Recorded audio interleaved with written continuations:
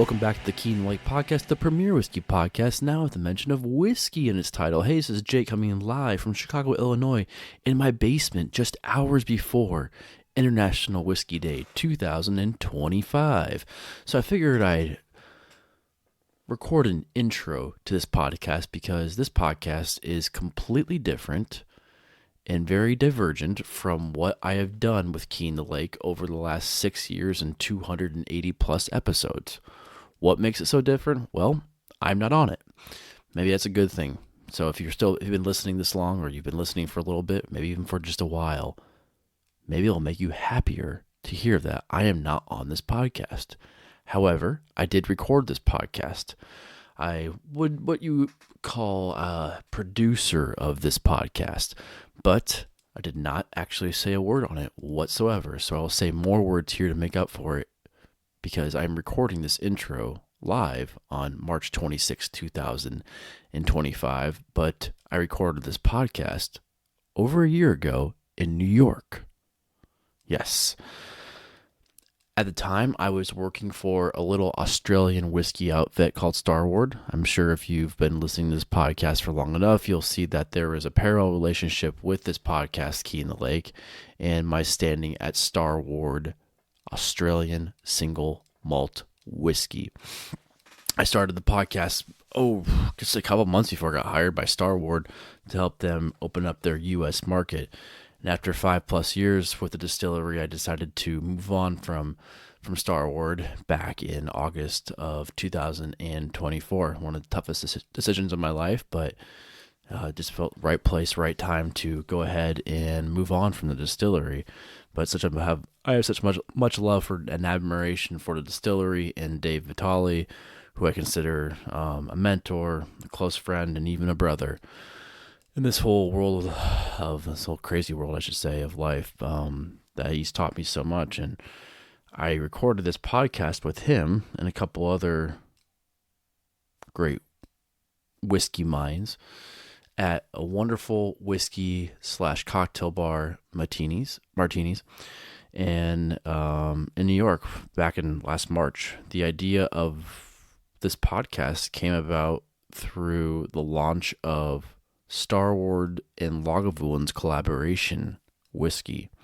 Yeah, many of you might not know that Starward and Lagavulin had an official collaboration released last March. I guess it was actually technically February of 2024, where Starward took their standard single malt whiskey that's aged in X-red wine barrels from various Australian vineyards, and after probably like a 3 to 4 year maturation, which is probably about the average that we did, they put that single malt that had been aged in red wine casks into X Lagavulin barrels, and let that single malt mature for another 18 months inside of those Lagavulin casks.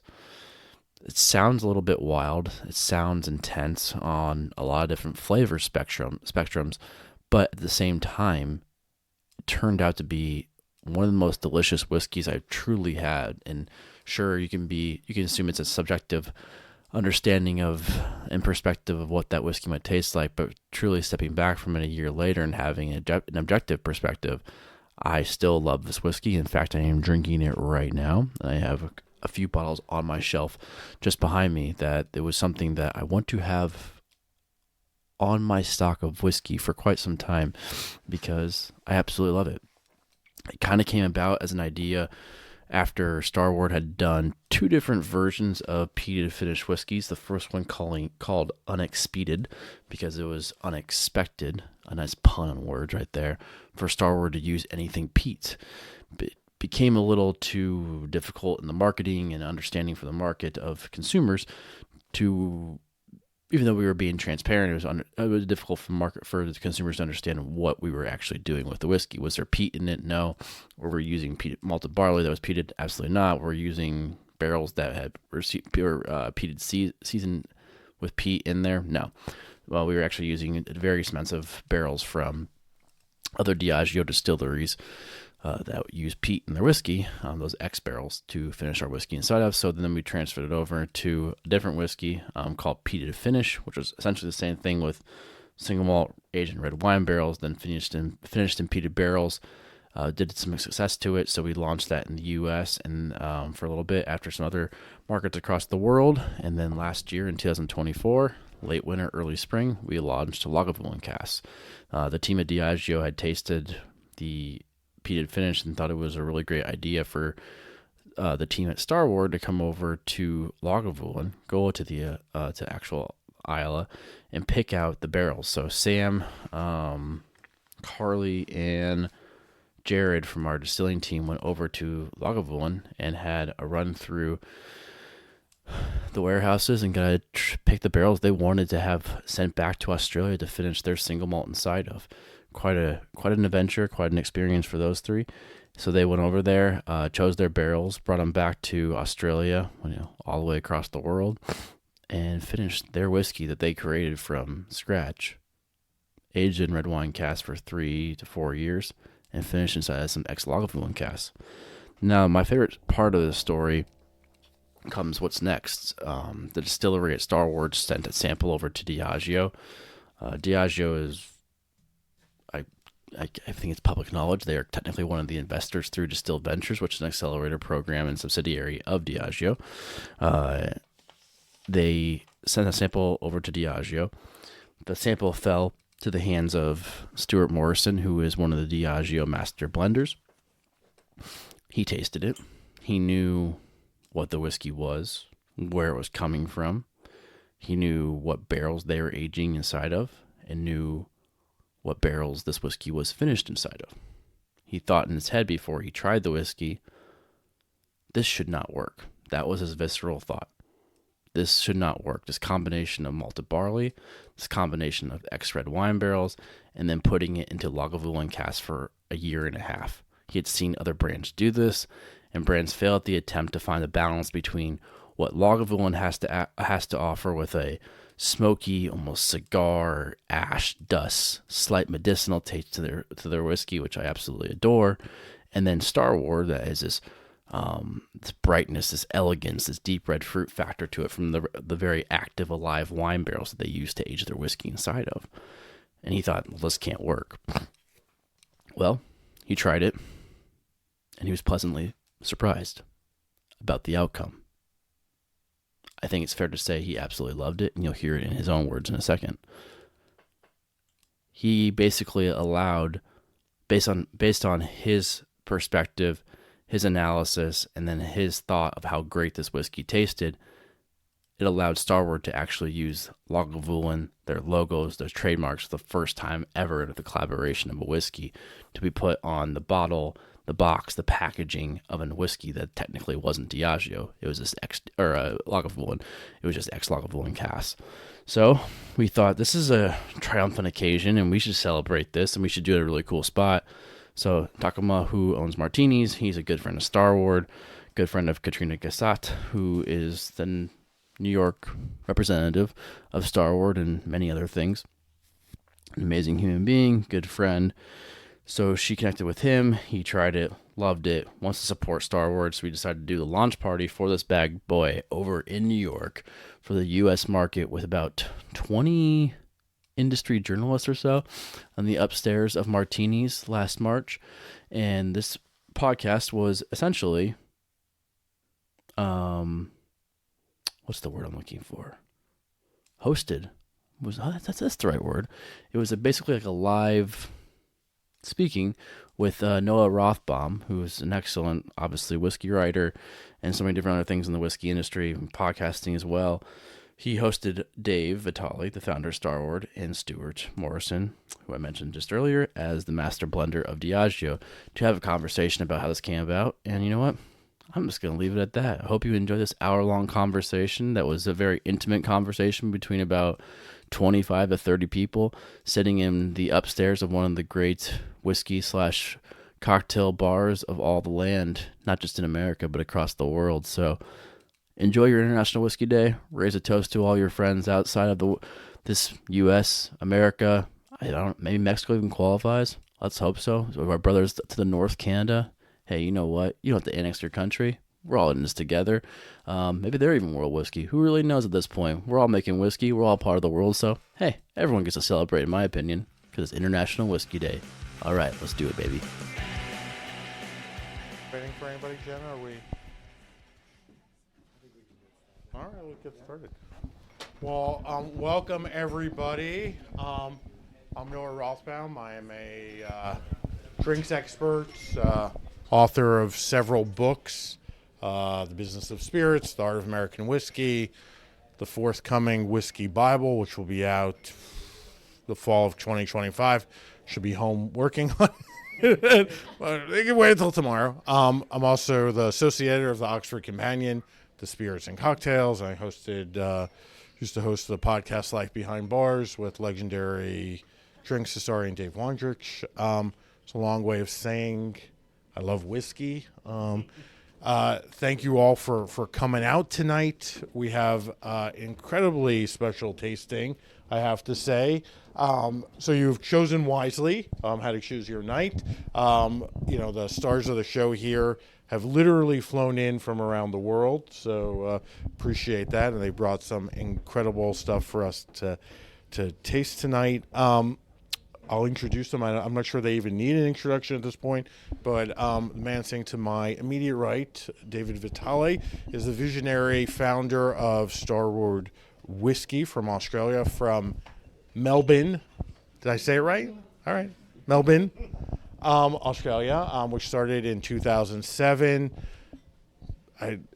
2 years ago you won, I think, every award at the San Francisco Spirits Competition. Most awarded spirit. Sorry to embarrass you.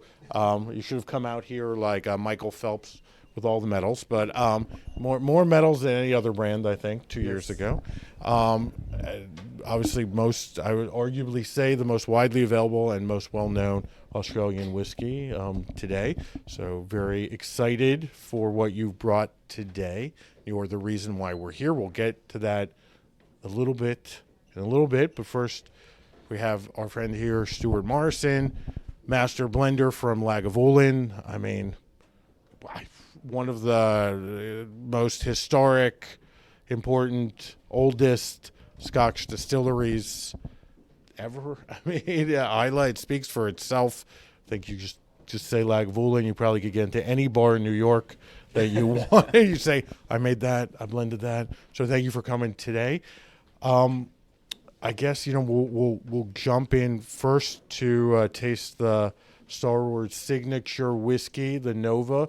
Dave, if you want to take us through the Nova, everybody should have it on their tasting mat. I think it's on the left side. So, quick show of hands, who's been to Melbourne? Oh, good, a fair few of you. It's awesome to see. I'm so excited to kind of share tonight with you for lots of different reasons. But we wouldn't be here tonight without this whiskey. It kind of put Starward on the map when it launched in 2014. So we were making whiskey first. Well, I'd had my, excuse my French, fuck it moment. So I'm going to make whiskey in 2007. And then by 2009, I'd raised enough capital to get going. Should have been a bit quicker, but something happened in 2008 that slowed down financing. And memory serves me, you started in a old Qantas airplane hangar, right? Yeah, well, all good innovation starts in a garage. So that was our version of it, like Absolutely. A Qantas maintenance hangar. And at that point in time, Australia was kind of known for making great single malt whiskey in Australia. Like, there wasn't much of a presence globally. We were whiskey distillery number 10 that was making whiskey in the modern era. And what I mean by that is, from 1992, legislation was changed in Australia such that you could make whiskey. It used to be the minimum size still was 1,000 gallons, and legislation was changed to 1 gallon. So it really opened up the craft spirits movement in Australia, and we were the 10th whiskey distillery to get started. Distilleries number 1 through 9 overtly kind of talked about making whiskey in the finest of Scottish traditions. And so when I started Starward, it really wasn't to prove that we could make great whiskey. This is well regarded already. It was definitely not to prove that we could make Scotch whiskey in Australia, because it had already been done, but also why, right? You can't out-Scotch Scotch. That's true. So the reason why we turned up... No fight from Stuart. No. I've got to know my audience. The reason why we started was this idea that, there's a whole movement. We were seeing it in craft beer of flavor-led palettes. That was my first passion, was craft beer. And I went into a bar in Tasmania and saw, at that time, this was 2002, about 100 single malts on a back bar, and realised that they were the craft whiskies, the original craft whiskies, the craft whiskies of or the craft beer of the whiskey world. And I just fell in love as a craft beer drinker, really, with whiskey. So I thought, why not bring a modern approach, one that's kind of looking to the future as opposed to the past, and thinking about how we can kind of do what whiskies do so well, right? Dave Broom talks about a sense of place. I don't know who that is. Right? No, Dave Broom, obviously famous whiskey writer. Yeah, he talks about a sense of place, and I think that whiskies are great examples of that. And not only do they talk about the ingredients of a place, and we do that really well, we'll talk about that in a sec, but they also talk about the culture of the place when done well. And so this whiskey is my love letter to Melbourne. That's kind of the romantic way of talking about it. Let's pick it up. I don't think we've got one. Do we have a? No? We don't have one. It's Nova. And so why is this such a fascinating whiskey? Perfect. Thank you. Like on the nose right away, you get a lot of fruit character coming from Starward, and that fruit comes from wine barrels, which is quite unique. If you're making whiskey with an E in the United States, you age whiskey in brand new American oak barrels. That's the law. Absolutely. So you can't make a bourbon and age it in wine barrels like we do. So you could, but you couldn't call it a bourbon, which would make life very difficult. Ask me how I know. And in Scotland, there's barely enough sun to grow grapes, let alone have a winery to kind of have a wine barrel. And so those wine barrels would need to travel from places like France or the United States or even Australia. And by the time they get there, they're no longer wet and saturated and juicy and bright fruits like this, but more like red wine vinegar, right? And so they have to be recoopered and recharred and refreshed. We do that too, but like the real hallmark of this whiskey is the fact that we have whiskey aged in wine barrels. Wine goes out in the afternoon. The barrels are transported to the distillery, and whiskey goes in for the full aging for 3 to 4 Melbourne years. That's unique. And even in Australia, it'd be very difficult to make Starward in any other city, given our climate, which is really cool. So on the nose, lots of fruit character. Really fruity, just approachable, delicious whiskey. We'll talk about the 10 posts of Starward in a second, but approachable, delicious, fruity whiskey. And then when you have a sip,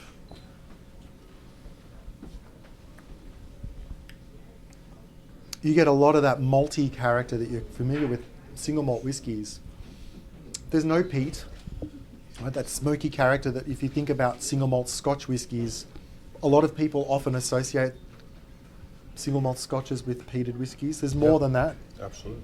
But that's kind of the instant kind of connection. But then in the middle of the palate, in the middle of your palate, you get this grippiness, texture. That texture is actually the wine. It's the grape tannins from the wine. So I could have a cold, blindfolded, and sample my whiskey and feel it and say that's Starward because of that mid-palate texture in a way that other whiskies don't have that, which is quite distinctive and unique.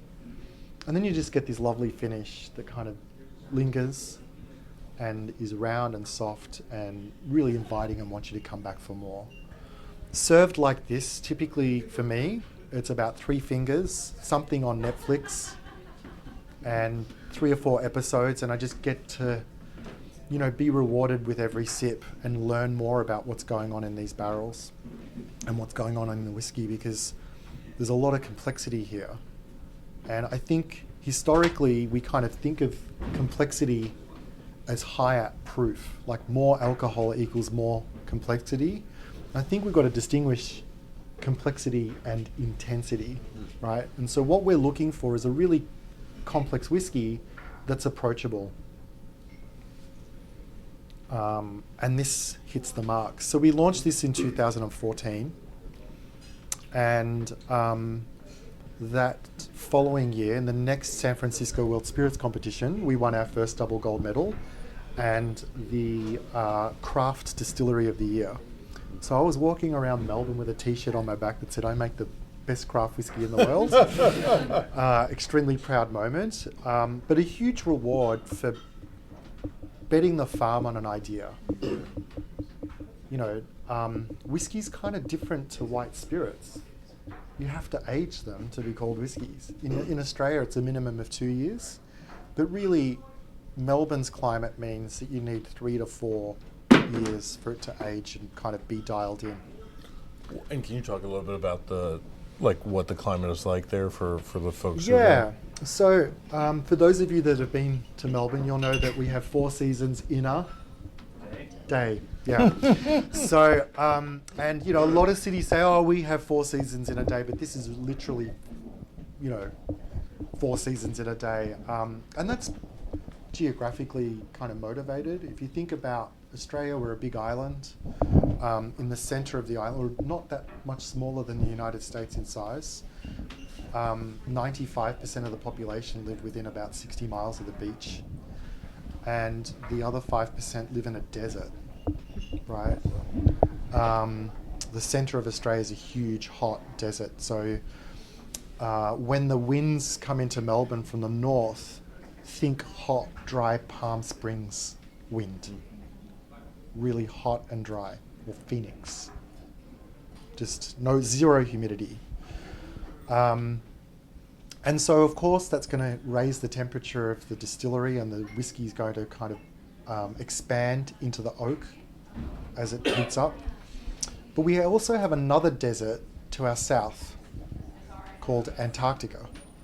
And so when the wind is coming from the south, it's cold and humid.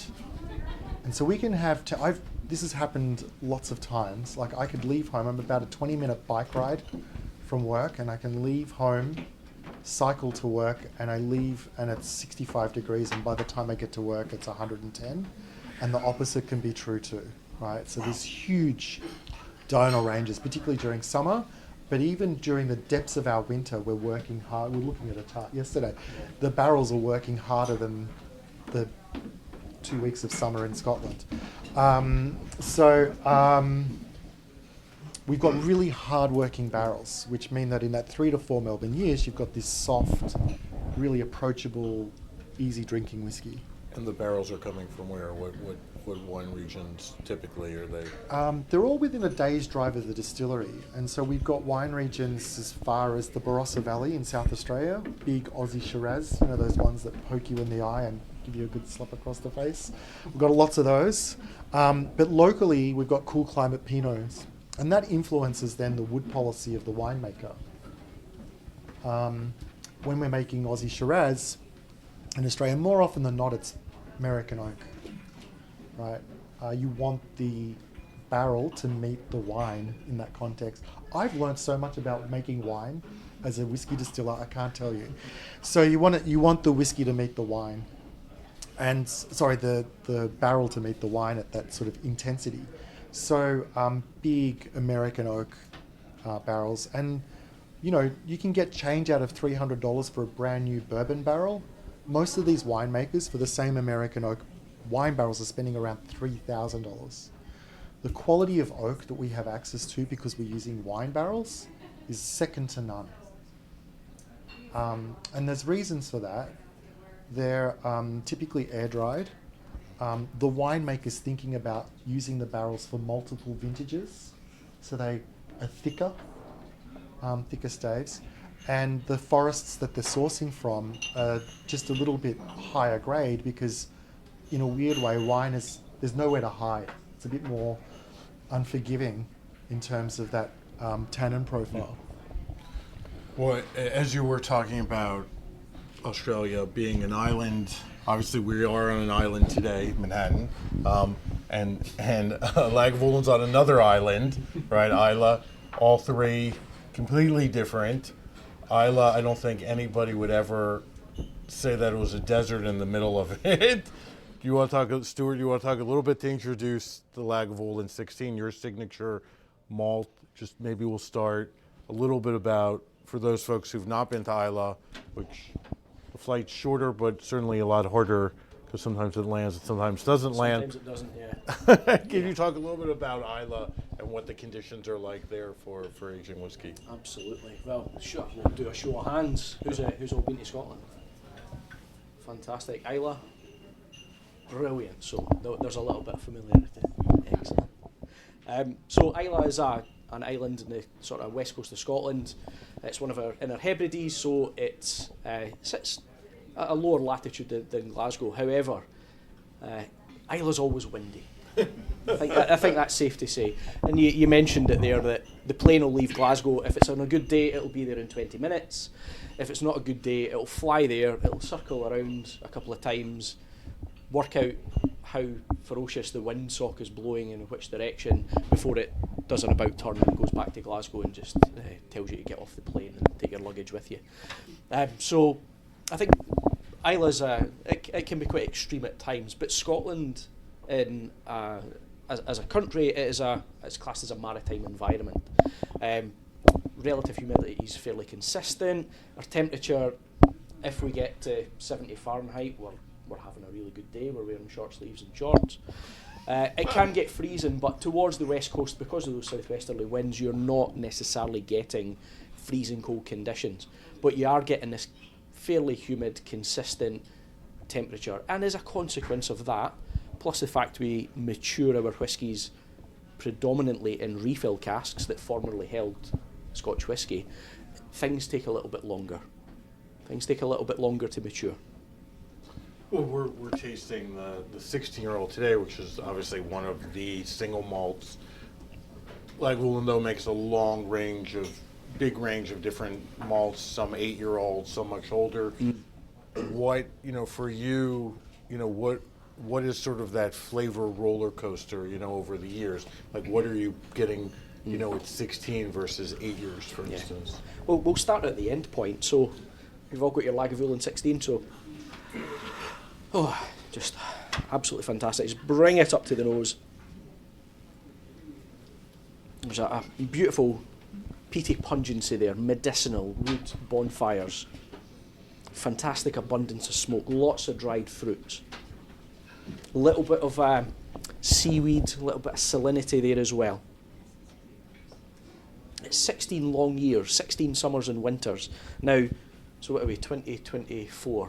So say this was bottled in 2023, 2007. Think of what you were doing in 2007. So this is when this went into cask. It kind of coincides with your own ideas. Yeah. Yeah. There's a bit of serendipity there. So, and if you just want to take a wee sip,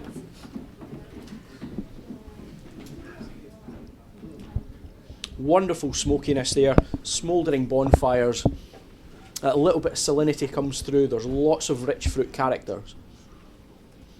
But it takes time for those characters to form. Now, when Lagavulin comes off the still, absolutely as clear as water, it is peaty, it is pungent.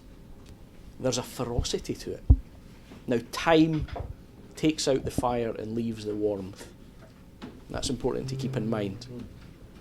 Now, as it goes on its journey, as I said, we predominantly mature them in refill casks.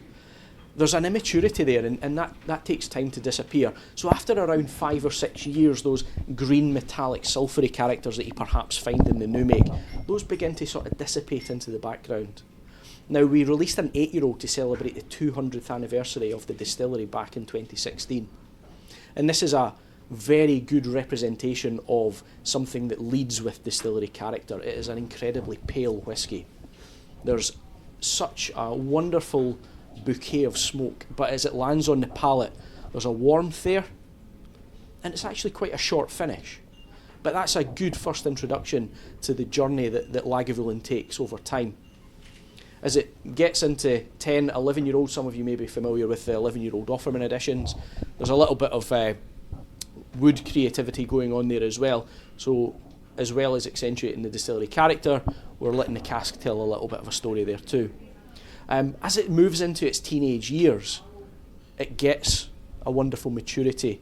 Those fruity characters go from the orchard into more of a dried fruit and rich, almost like a smouldering cloud of smoke. I find it absolutely fantastic.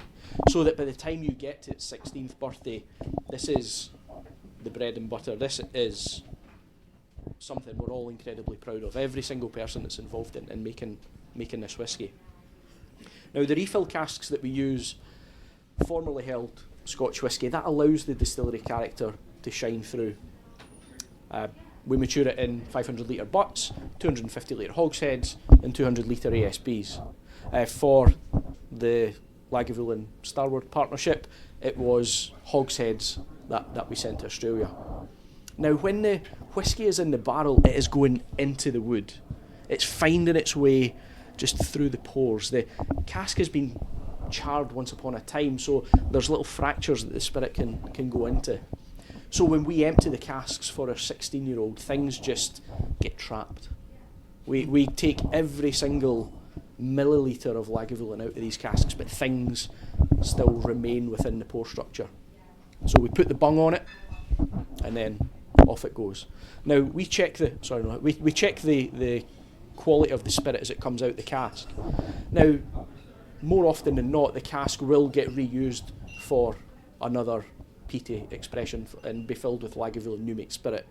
So there's still a lot of virtue in these casks as well. Well, I think any night that includes the Nova and the Lagavulin 16 is a pretty good night, I have to say. Two whiskeys, stars on their own, but amazing to have them both here. But we're actually here to taste the third whiskey, right? So a very incredible partnership between these two fellows. That's why they're here. You might be thinking, besides us all being islanders of some kind, why are we all here? Well, Dave, do you want to talk a little bit about this Starward that we're about to taste? It's very special, finished in Lagavulin casks. I am so incredibly proud of this. And it feels like a full circle moment. And, you know, like I said earlier with Nova, we bet the farm on this idea, quite literally. Like, if you squint in the Bond store, you can see a silhouette of a house and, like, private school fees and all these things like loaded into that Bond store in terms of this idea that we had for modern Australian whiskey.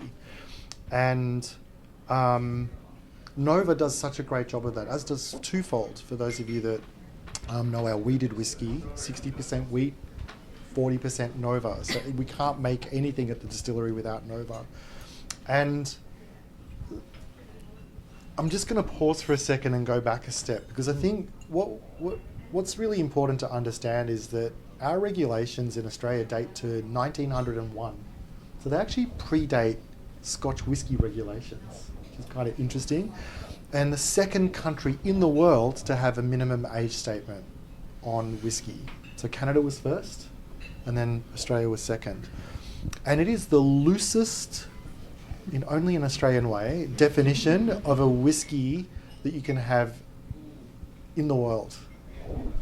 It's a whiskey, this is it, right? So if I said define whiskey, we'd need a group of lawyers and like a trolley full of regulations for both bourbon and Scotch, right? With Australian whiskey, it's a fermented grain mash that's distilled and aged in wood for a minimum of 2 years, and very elegantly has all the characteristics of whiskey. So it's a self-referential definition. And no specificity for like type of still. No stills, barrel, what grains, how many grains, what type of oak, what type of wood. It says in wood, not even oak. Minimum of 2 years. So that age gate is the critical thing there. Proof? No proof. So that age gate is the critical success factor of Australian whiskies, is that we have to wait a minimum of 2 years, and once you've waited 2, in for a penny, in for a pound, we'll wait until it's ready. So there's very few fast and furious whiskies in Australia, which is great. But as much as you can shoot a cannon through that definition, it's so broad, it can also be really overwhelming when you are trying to take an idea for a walk. And so I'm thinking, right, this is going to be reflective of the place it's made. It's going to be modern. We're not going to look to the past. We're going to look to the future of whiskey. We're going to think about how we can really reflect Melbourne's culture in the way that we turn up. What are we going to do with that? That doesn't really help you that much, right? So employee number 1, Sam, who was instrumental in making this whiskey, we opened the door to that Qantas maintenance hangar together and walked through the threshold like a couple. We sat down and kind of thought, what are going to be the tent posts of our whiskey? Okay. And the tent posts were 5 whiskies that inspired Starward. And so it's kind of weird we're talking about other whiskies when we're talking about Starward, but it'll make sense. And these inspirations weren't necessarily from a flavour point of view. If you'd mix these whiskies together, you'd have a hard time blending them. But they were Johnny Walker Black, because I think it's one of the most consistent whiskies in the world. Right? So as consistent, our aspiration for Nova was to be as consistent as Johnny Walker Black, as well crafted as Belveni Doublewood, right? Because they kind of really espouse their craft credentials. As approachable as Maker's Mark, right? Really good sipping bourbon. Talked about premium well before premium was a thing, right? Approachable and well crafted. And here's the kicker: as distinctive as peated whiskey is to Scotch. That's number 4. So it's my daughter's name's Isla, so you understand I have a huge affinity for peated whiskies.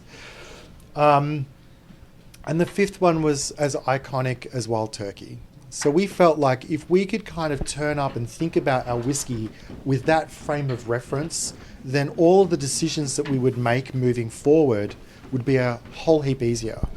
So would it be easy for Starward to make a really delicious, approachable, well-crafted single malt whiskey aged in bourbon barrels? Absolutely. Come to the distillery. We've got a few. We've got 2 Wild Turkey barrels and 2 Maker's Mark barrels.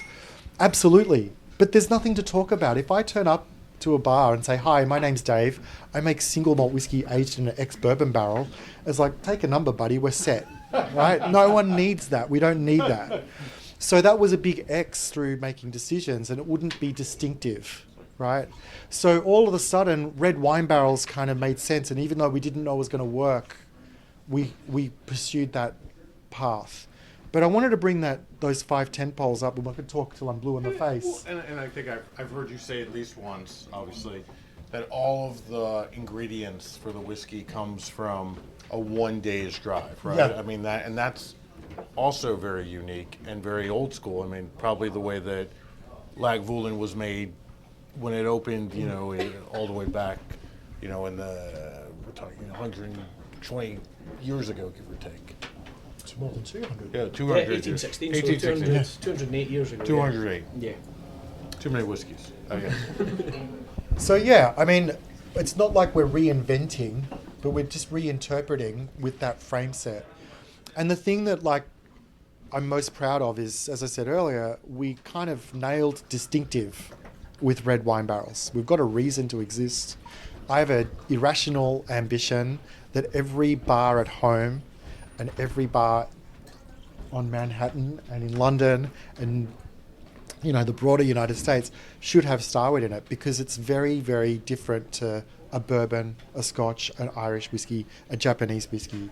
It's distinctive and sort of talks to the place it's made, just as those do. But this release is so special because in a weird way, it's the most, if we think about those 510 posts, it's the most Starward. It's highly predictable. Like, you know what you're going to get when you say we're aging Starward, if you know what Starward is, in a peated cask, or finishing it in a peated cask. You can kind of imagine that, particularly if you've got Lagavulin as a reference point. It's exceptionally well crafted, 200-year-old distillery. I mean, I'm charming, but I didn't think I'd get that far in terms of getting Lagavulin to kind of partner with us, you know. And it's bloody delicious. So without further ado... I think we're... Oh, it's not... Yeah. I'll keep talking. We don't have it on the table. It's coming. Do you want to talk a little bit about how this partnership came to be? I mean, I can't really remember any other whiskey ever finished in a Lagavulin barrel where... Not sense at all. It's never happened. This is new. This is unique. So, yeah. I think. Well, let's be clear. We're not Robinson Crusoe in finishing single malt whiskey in peated casks. Right. There's plenty of peated finishes, but none with the word Lagavulin on them.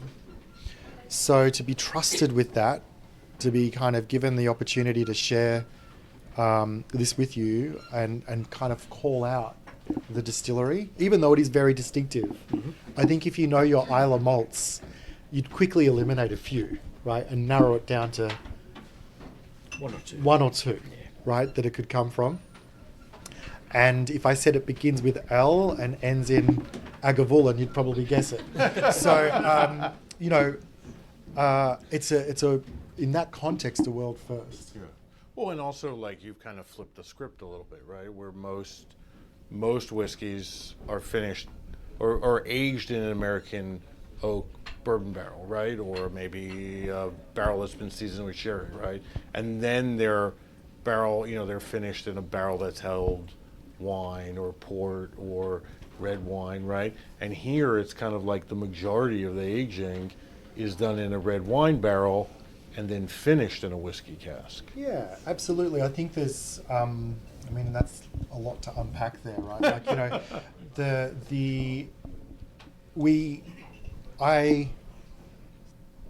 I think we have, you know, in terms of a distillery whose core range is red wine barrel aged, the largest inventory of red wine barrel aged whiskey in the world, right?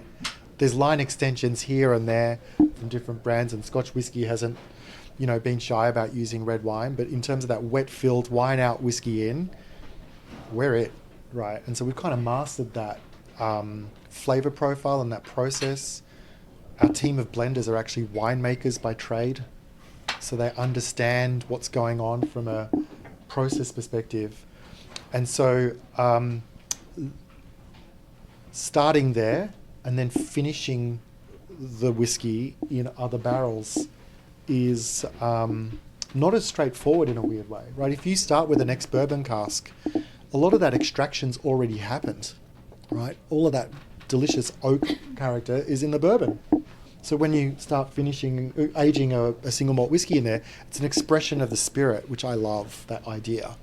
But it's not about the cask. So then if you're then going to use a wine barrel afterwards, well, you've got the expression of the spirit, and then sprinkled over the top is a beautiful port, sherry, wine characteristic. We're starting with a really robust whiskey. Right? As we said before, it's complex. There's about 140 odd barrels that go into making Nova. And that's a mixture of, if you think of a family tree, mum and dad at the top are French oak and American oak. Right? Then we've got size barrels. So the barrels that we receive from Lagavulin are mostly hogsheads. They're around about 300 litres. 250. 250. Our hogshead's different to yours. Oh, no, there you go. Just for confusion. There you go. So our hogsheads in wines are 270 to 300 litres in size, depending on the cooperage. We've got 200 litre barrels, like a bourbon barrel, and then we've also got small barrels. So from 2 types of barrels, we've gone to 6. As I mentioned before, we wet fill the majority of our barrels, but we also have shaved toasted recharred barrels, STR barrels. So that's gone from 6 to 12, right?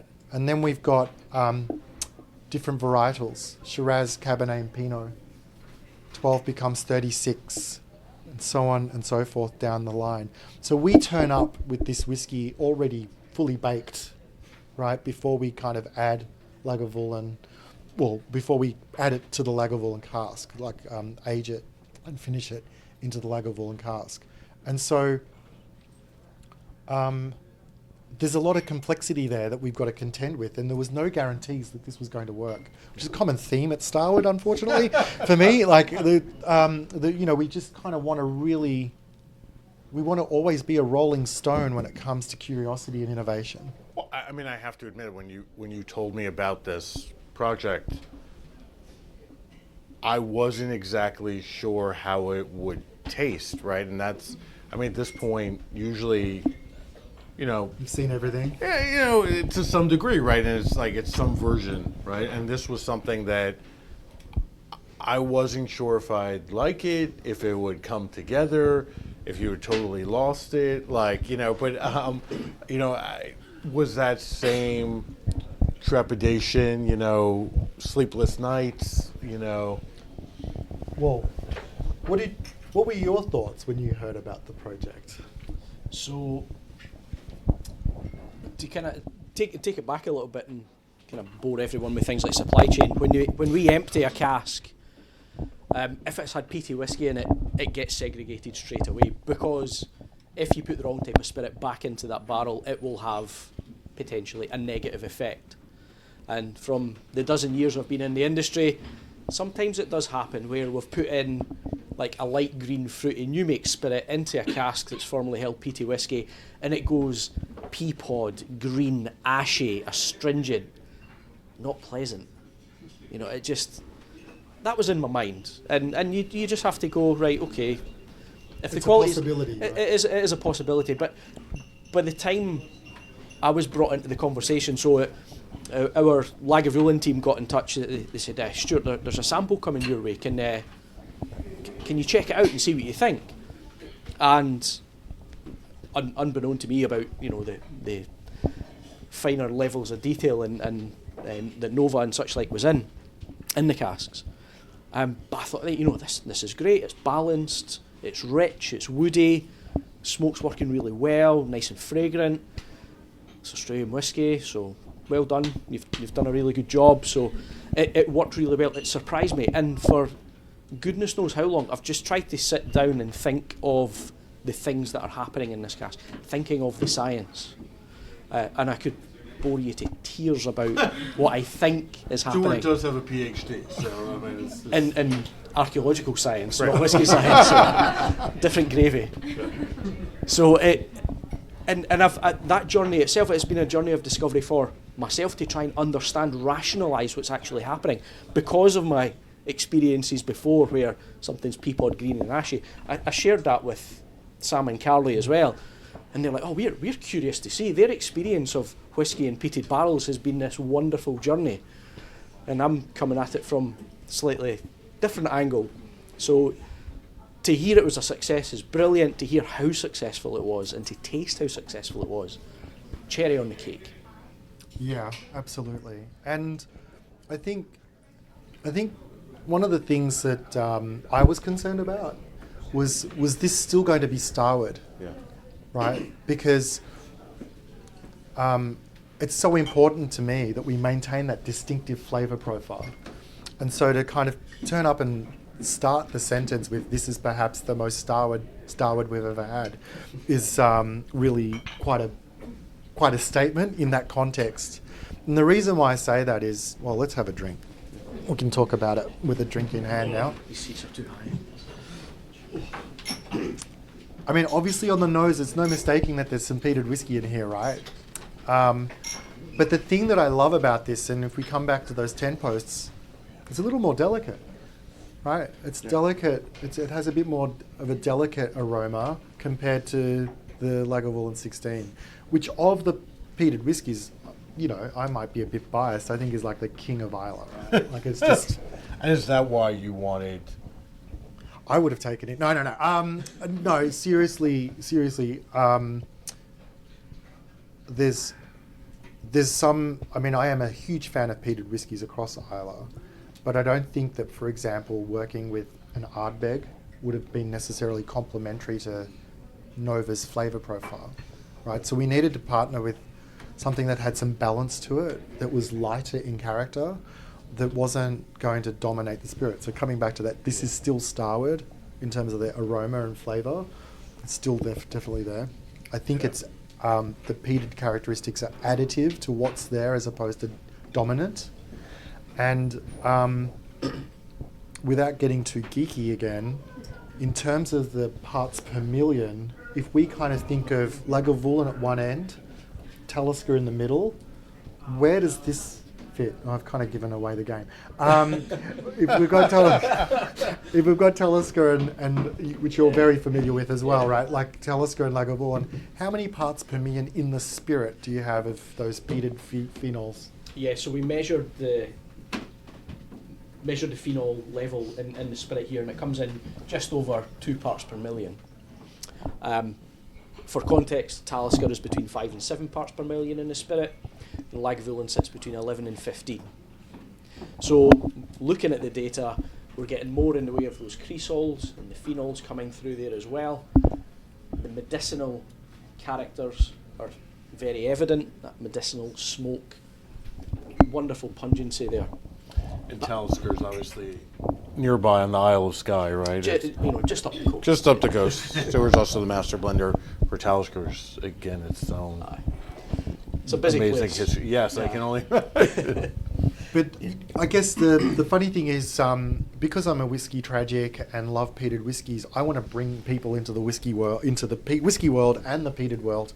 But if you start with like a cask strength distillers edition of something, it's going to blow people's palate up, and they're never coming back, right? And so, actually, my starting point, I shared this with Stuart before, with peat is actually Talisker, because it is very lightly peated and it's exceptionally well balanced whiskey in terms of this is a single malt, right? You can get lots of lovely smoky characteristics in Johnny Walker, double black, black, right? Plenty there. But in terms of single malt, Talisker's a lovely starting point. Yeah. And 5 to 7 parts per million is the just right amount of getting people to kind of try peat and understand it without kind of blowing up their palate. And I think that's sort of the perfect analogy, because, correct me if I'm not wrong, but originally the Walkers, the family, had these distilleries on the west coast of Scotland for their blends, right, which gave Johnny Walker Black Label that amazing backbone, right, that smoky, peaty like hint that we all love in Johnny Walker Black, or even a little bit in red. So, I mean, in some ways what you've done is kind of, by using one of these barrels, is almost make your own blend of sorts. Yeah. I mean, blending is the sum of the parts is greater than any individual component. That's my humble view, right? And blended whiskies... When done right. Yes. Blended whiskies are much maligned. I need way more Sazeracs to talk about that. But, like, I think that they are the sum of the parts. And, in the same sort of way, we've taken that approach to our wine wood policy of those 144 different types of barrels that go into making whiskey, the sum of the parts. Nova is the Grand Cru, right? Like, it's a $50 single malt that's the Grand Cru of Starward. Yeah, we love this idea of blending in different flavor profiles that can kind of complement the whiskey. The reason why I said Talisker was my teaching whiskey is that I think that this, at 2 parts per million, is a way more approachable and accessible way of giving people the opportunity to kind of come into peat with a really delicious backbone of red wine barrel aged whiskey, and then kind of just a sprinkle of that beautiful smoke that kind of makes the whiskey even more delightful. Yeah, so it had been in the Lagavulin casks for 18 months. So that's quite important as well. It's not just about introducing the spirit into the cask in order just to alcohol. Make it whatever's in- smoky. Yeah.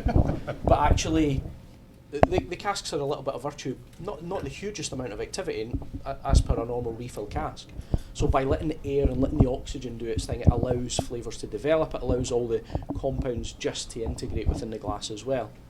And I think it's that prolonged period of 18 months which has just helped stitch everything together.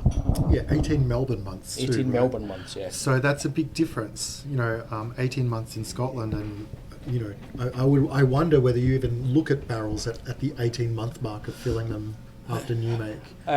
We check them after 3, 6 and 12 months just to make sure they're Just okay. to make sure they're okay. But you want at least one summer and one winter in there. Yeah. Yeah. And so 18 months is actually quite a long time for a finish in Melbourne. Yeah. Or anywhere. I mean, really. Mm. Yeah. Yeah. Yeah. But a little bit of peat goes a long, long way. You're dealing with compounds here that are flavour evident at parts per million. The tiniest amount. So it really just takes all the flavours in the glass, puts it on its back, and off it goes. Yep. And that, to your point earlier, about the Walkers wanted that little bit of smoke for their blends. Just a little bit in there just carries a lot of other flavours and lengthens the finish. I kind of think of almost like a bass note, right? For music, right? It kind Yeah. of gives that. Absolutely. It gives the hum. Well, why do you think that the smoke and the fruit work together?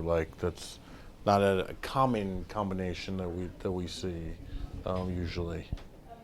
I think that, there's this idea of the sum of the parts create something individual and unique, but also if we think of those smoky characteristics, they're darker in character and colour, and if we're painting a picture, it gives more complexion and contrast. And so each of those components are going to be just a little bit more evident, would be the way that I'd describe it. I don't have a PhD, and so my kind of approach to this is far more creative. Just in terms of thinking about it, in terms of we have a canvas, and the canvas is red wine barrels, and then we've got all of these wonderful barrels that we get from wineries that are different colours and give us light and shade and complexion to paint the pictures. And we've got twofold, which is 60% wheat red wine and 40% single malt red wine barrels, and then we've got Nova, which is all 100% single malt, which when you're fermenting single malt, you're fermenting a beer, right? So we use an ale yeast, which is going to more like think of a Belgian Saison, a Belgian ale, right? So it's really aromatic. So automatically we've got more flavours in the spirit than we would have with the wheat spirit. And so that's another set of colours and pencils that we've got to paint with. And then, the finishes give us the accents, on the picture. And this launches officially tomorrow, right? Is this? Yeah. So we're some of the first people to try this, so it's pretty exciting. Are there any questions for these two? We have a little bit of time. Don't be shy. I missed, what was the compound you were saying at parts per million? So we talk about the total phenols. So Like glycol. yeah, glycol, meta, ortho, paracresol. There's 10 compounds we all add together. So they're present in varying proportions as well. And just to add a wee curveball, some of the phenols are actually derived from the wood, and it just gets quite messy. So when you start wading into the science, you just lose people. I kind of love that both distilleries, there's sea air too, right? I mean, you're getting that maritime feel, obviously different oceans, different islands, but you're getting that kind of almost secret ingredient of the sea air in both. We're at sea level. We're in the port of Melbourne, about a mile from downtown Melbourne. It was really important. We moved from our old Qantas maintenance hangar, Did they want it back? They kind of need. It's a different story. So we moved to downtown Melbourne, as we started to come of age and start selling whiskey, because I think that particularly craft distilleries have a great responsibility to kind of highlight how whiskey can be more than just a drink. Here we are in a beautiful lounge, some leather. All it's missing is fireplace, a tweed jacket, and a pipe, right? And we could be drinking whiskey traditionally, right? Well, we've got a tweed jacket here. You do it.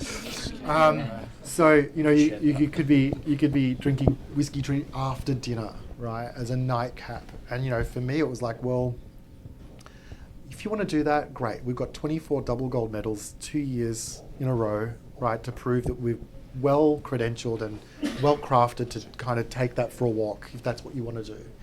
But what really excites us is the idea that perhaps we could be as equally relevant before dinner as we are after. And that's a really Melbourne thing, right? To think about food and thinking about the whiskey as an ingredient as much as we do the drink.